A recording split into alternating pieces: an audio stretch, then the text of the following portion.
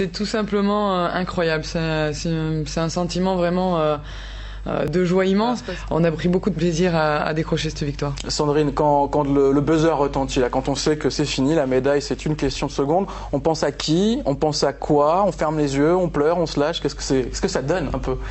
On pleure. Ouais. Soulagement. On se dit que on est pas zen. Non, on n'est pas zen puisque on est super contente et on attend de recevoir cette médaille, on attend de recevoir cette coupe, on attend de monter sur le podium, on attend de vivre, de réaliser surtout parce qu'on n'a pas, je pense pas qu'on a encore bien réalisé qu'on est championne en 2009 et donc voilà, on est contente quand même de représenter une nation qui avait besoin de médailles surtout. Alors Céline, on a tous envie de savoir comment ça s'est passé l'après-match, le retour dans les vestiaires. Ça a été très dispersé parce que le temps de se remobiliser, le temps qu'il y ait un petit peu la remise des trophées, le podium, tout ça, quelques interviews. On s'est retrouvés, je sais pas, une dizaine de minutes dans conférence de presse où on a pété un petit peu les plombs pour dire vrai.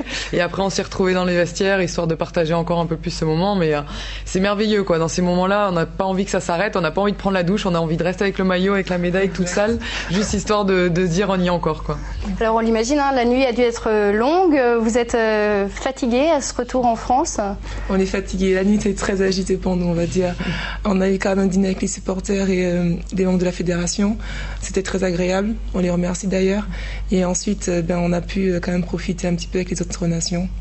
Donc on s'est amusé. Dans votre tête, c'est quoi? C'est une belle balade en Lettonie, 9 victoires en autant de matchs, rien à dire? Ah ouais, non. Franchement, que du bonheur, que du plaisir, vraiment des souvenirs plein la tête et je pense que c'était important aussi pour le basket français. Comme a dit Sandrine, le basket français avait besoin de médailles. On arrive à remporter l'or, c'est merveilleux. Je pense que personne nous attendait là et ça rend encore plus belle la fête. Et donc Sandrine, si vous aviez à retenir un moment, une image de cette compétition? C'était vraiment une image collective. Moi, j'ai vraiment apprécié quand on a fait la ronde, en fait, une fois qu'on était qualifié pour les demi-finales.